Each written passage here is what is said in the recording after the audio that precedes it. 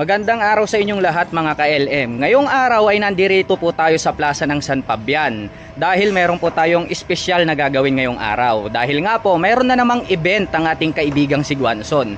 So ito papakita ko sa inyo using back camera. Ayan. So dito pa lang po sa bungad, actually katabi lang po ito ng Super B na rides. And then, beside of that, nandyan naman po yung Ferris wheel. Ayan, so dito pa lang po, pagpasok pa lang po natin, may makikita po tayong malaking banner dito na parang pang-welcome para sa lahat ng mga gustong mag-test ride dito po sa Hatasu na electric bicycle. So dito po makikita natin na mayroong mga nakalagay dito na safety guides, kagaya po ng mga orange na yan, kasi nga po, ito pong event na to ay pwede po kayong mag-test ride. So pwede nyo pong i-experience lahat po ng mga Hatasu electric bike na nandirito. So anyway, under po ito ng ating kaibigang Guanzon. So sa lahat po ng mga naghahanap ng mga electric bike, Hatasu is highly recommend for everyone. At ang pinakamalapit po na Hatasu electric bike na under ng Guanzon ay matatagpuan po natin sa UEMI Mangaldan, dito po sa Pangasinan. So ngayon po nakikita natin yung mga unit nila dito. So ang gaganda oh. So mag-start muna tayo dun sa kanilang entry level. Hi sir, good morning. Ano po pangalan niyo sir? Hatasu Sales Coordinator. Nice to meet you po. Kayo sir, pangalan niyo? Aaron. Account manager po. Okay. Sir, papatulong lang sana ako sa inyo. Magpapa-assist tayo para malaman po ng mga viewers natin kung ano po ba yung mga produkto ng Hatasu. So mostly ito po is electric bike, tama? Yes po. So ngayon sir, mag-umpisa po tayo dito sa entry level. Ito po yung Hatasu Komi 2023. Ilang variant po mayroon itong inyong Hatasu Komi? Bali dalawa po. This is Komi 2023 and this is the Komi Standard. Ayan, so gaya po ng sabi ni sir mga ka-LM, 2 model variants mayroon ng Komi, which is mayroon tayong 2023 model and then yung standard. So yung difference po mga ka-LM, itong 2023 version, wala po siyang turn signals. So ipakita po natin.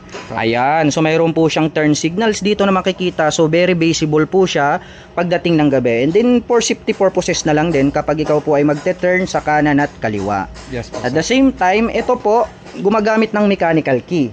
Pero ito po is keyless. May keyless din po siya na mechanical.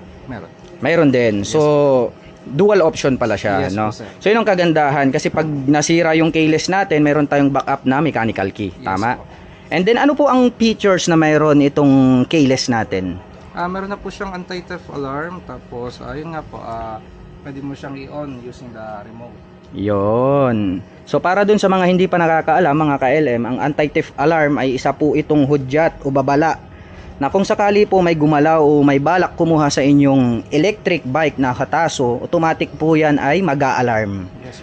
So ibig sabihin po matatakot po ngayon yung tao. So maari siyang tumakbo kasi malalaman na siya ay nagnanakaw. Mas more on safety features siya sir. Yan. At the same time, siyempre safety features. Ngayon, papakita naman natin yung other features nito. Kikita natin mga ka-LM, meron po siyang bilog dito na parang daytime running light. Yes, sir. And then yung pinaka main light niya is nandirito sa gitna. So bilog po siya. And then meron din po siya ritong basket. So front basket. Polypropylene. High quality plastic po yan, nabenda po. Okay, so hindi lang pala basta plastic to mga ka-LM. Yes sir, high quality po yung plastic. Ayan, so very durable po siya. Hindi po siya basta-basta nababasag. And then pagdating naman sa braking system mga ka-LM, dito is naka-drum brake po siya. Kaya kung mapapansin nyo, nandito po yung kanyang adjuster. And then dito naman sa mga sizes ng gulong, ano pong size ng ating gulong? So 3x10. At 3x10, so 10 inches po siya. Naka-tubeless na rin at the same time, mag-wheel ba to sir? Ayan, naka-mag-wheels na rin. And then syempre, ang exciting sa pagkakaroon ng electric bicycle, makikita natin na mayroon po itong malapad na footboard. So pwede nating paglagyan ng ating paa. So itatry nga natin. Ayan o. Ayan, so very comfortable mag-drive dito mga ka-LM kasi napakalapad nitong kanyang footboard. At the same time, dito rin po nakaposisyon yung kanyang battery, tama po sir? Pagdating po sa specifications ng battery sir, ano pong mayroon dito? Naka siya, 48 volts, 20 amperes na LED. Okay. And then yung charging time po sir? 6 to 8 distance. 6 to 8 hours ang charging time. Ngayon naman sir, yung running time or running distance, gaano po kalayo? Ang tumi natin is up to 50 kilometers kaya niya distance. 50 kilometers, ayan. So pagdating naman dito sa kanyang driver saddle, napakalambot niya mga ka-LM. So talagang komportable sakyan ng isang ito. And then dito naman sir, ito po yung kanyang back seat para po sa ating mga angkas, tama? Oo. And then mayroon din po siyang sandalan para relax. Pagdating naman po sa ating rear suspension, makikita natin mga ka-LM, ayan no? Naka-coil spring siya, which is dual shock absorber. Ayan no? So ibig sabihin po, ito is very reliable pagdating po sa mga angkasan kahit mabigat yung dala. Yes. Sir, dito po sa kanyang dual shock absorber na coil spring, ilang kilo po yung kanyang buhatin? Ang ating maximum load capacity sa ating pulley is 110 kilos. Ayan mga ka-LM. So naka dual shock absorber po siya, kaya niya pong bumuhat ng up to 110 kilograms. At the same time, meron pong lalagyan ng ating footrest, 'di ba? Para hindi po mangalay yung ating mga paa kapag tayo po ay umaangkas. And then pagdating sa kanyang rear braking system, makikita natin dito mga ka-LM na naka-drum brake din po siya. And then dito po yung located ng motor, tama? Yes po. Ano po yung motor rated power po nito, specifications? 350 watts. 350 watts? Direct brushless motor. So ang kagandahan niyan mga ka-LM, naka-brushless motors na po siya. So ibig sabihin po, ito po is lifetime mo na rin siyang gagamitin. Depende na lang po sa paggagamit at pag-aalaga sa unit. And then dito naman sa likod, meron po tayo ritong makikita na tail light. So ito po is LED na po ba siya, sir? Yes sir.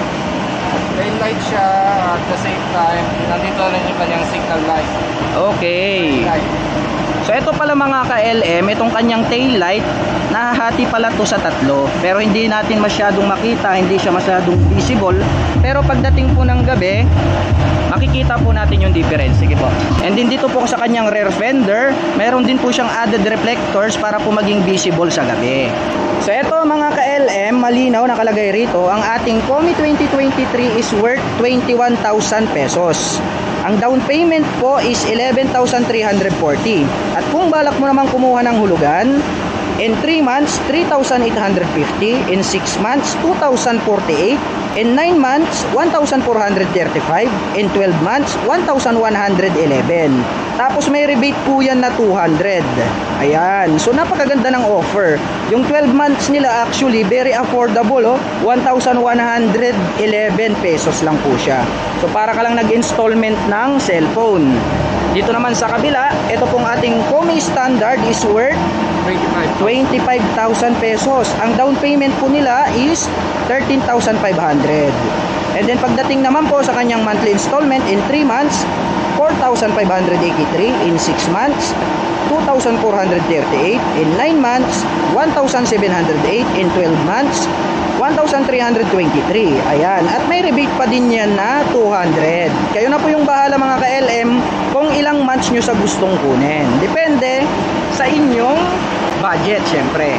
Ngayon naman, dito po tayo sa kabila, sir. Ano naman pong pangalan nito? This is Hatasu Haru. Hatasu Haru. Ayan.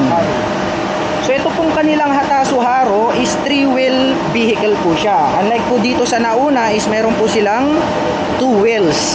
So ito po is 3 wheels na po siya. So ang kagandahan nito para doon po sa mga kababayan natin na nagda-drive ng mga single is natatakot po sila kasi nga may chance po ito na tumumba pag hindi nyo alam mag-balance.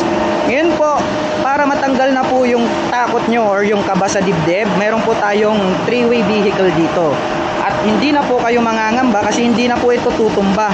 So talagang very comfortable na po kayong mag-drive dito po sa ating Haru. Ngayon sir, ano po yung mga specifications na mayroon nitong ating Haru? Nakakilis na rin din po ba ito? Yes sir, meron na po siyang keyless function, may anti-theft alarm. Yun, keyless function, meron din siyang mechanical. At ang specification naman po nitong ating Hatasu Haru is naka 500 watts na po siya na differential motors. Okay. Ang speed naman niya po is up to 30 kilometers per hour. Tapos ang isang full charge niya, ang range niya is up to 50 kilometers. Okay. So ngayon, titignan naman natin kung gaano kaganda ang kanyang physical appearance. Anyway, mag-umpisa po ulit tayo dito sa kanyang headlight. So makikita naman natin na napakaganda talaga nitong mga design, nitong kanilang mga headlight. Makikita natin na mayroon na talaga itong mga daytime running light. Ayan o, nagpaangas. At saka mayroon po siyang LED light na nandirito mismo sa gitna.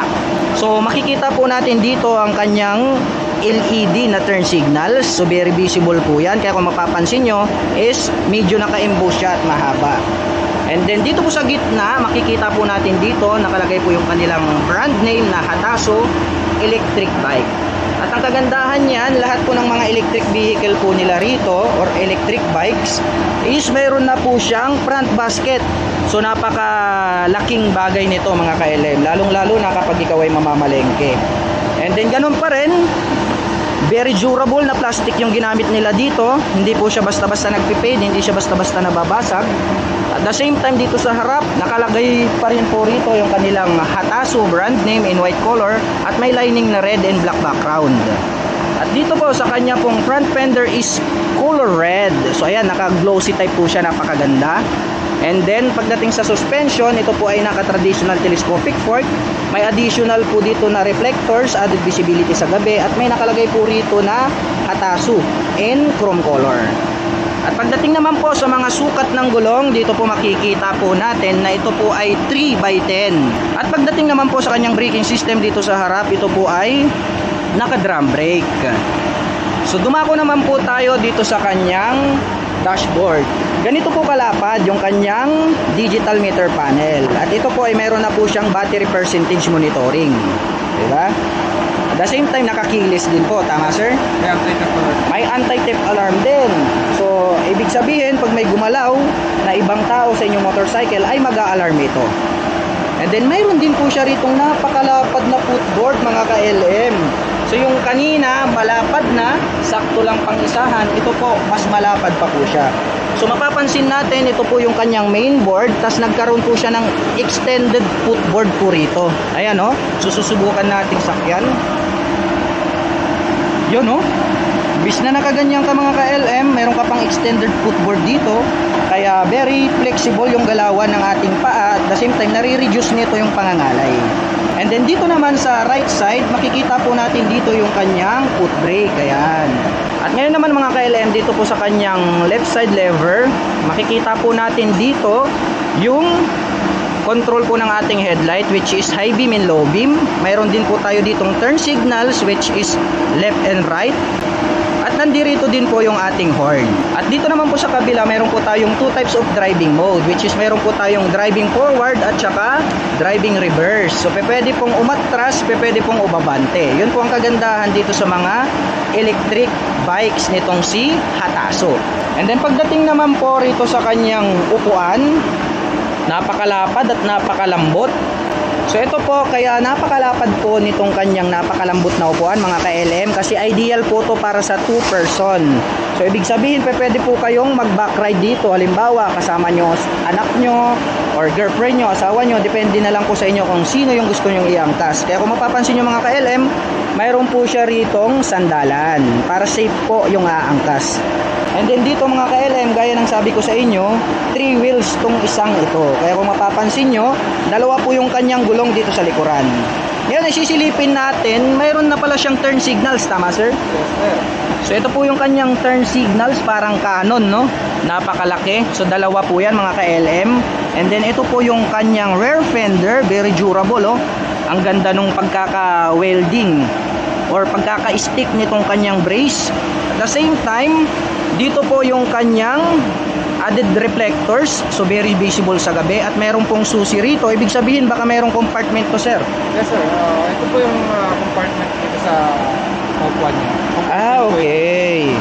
So dito mga ka-LM, mayroon po siyang susian dito sa likod, at mabubuksan po pala itong kanyang upuan at nagsisilbi po niyang compartment. Mga ilang liters naman po yung compartment yan sir? Yung space niya sir, nasa 14 inches. 14 inches. Okay, so spacious na rin para sa isang electric bike. And then pagdating naman sa mga suspensions mga ka-LM, ayan, naka dual shock absorber din yan. So very reliable yan pagdating sa bouncing performance. And then pagdating naman sa braking system, naka-dual drum brake po yan. Ayan o, kitang-kita nyo naman mga ka-LM. So dalawa po yung kanyang preno dito sa likod, left and right. So ibig sabihin nakakapagbigay po ito ng smooth braking power. Kaya very safe kayo kapag nagda-drive kayo dito sa kanilang Hatasu electric bike. At pagdating naman po sa presyo ng ating Hatasu Haru, nagkakahalaga po siya ng 38,000 pesos. At ang down payment po nito ay 20,520 pesos. Pagdating naman po sa kanyang monthly installment in 3 months, 6,967, in 6 months, 3,705, in 9 months, 2,597, in 12 months, 2,011. At may rebate pa rin niya na 200. Kaya sa lahat ng mga naghahanap dyan ng mga electric bikes at takot mag-drive ng mga gasoline-operated na motorcycle, meron po tayong Hatasu bike. At ito po ay inyong matatagpuan ngayon dito po sa San Fabian Sports Complex. So, good afternoon po mga ka-Hatasu. Sa after sales muna tayo. Ang may pagmamalaki ni Hatasu, house visit na po ang ating technician. Hindi na po natin kailangan dalhin pa yung unit sa store para ipaayos, lalo-lalo na kung sakali ang sira is hindi po natin mapaandar o kung ano man. So hindi na po tayo mahihirapan dalhin pa yung unit sa mismong store na pinagbilihan nyo, kundi yung ating technician na po ng Hatasu mismo pupunta sa bahay nyo para ayusin yung unit. Kailangan lang po natin is i-report. I-report natin kung ano yung sira, kung ano yung mga kailangan nating parts, especially sa parts, available po tayong lahat. Lahat po ng mga major parts, lalo-lalo na yung sa motor, sa controller, available po tayong lahat niyan kay Guanzon. Pwede nating puntahan lang si Guanzon or kontakin po sila para sabihin kung ano po yung sira ng unit, kung ano po yung kailangan nating parts. And then i-order na po kaagad po nila yun. Sila na rin po yung magdadala nun para ikabit at ayusin yung e-bike natin kung sakasakali man po na magkaroon ng defect or technical problem sa ating e-bike. Ako nga po pala si Aaron Fernandez Panen, ang account manager ng Hatasu. At kasama ko nga pala, ako nga po pala si Jerome Remolacio, ang team leader po ng sales coordinator dito po sa Pangasinan. Para sa Learn More PH.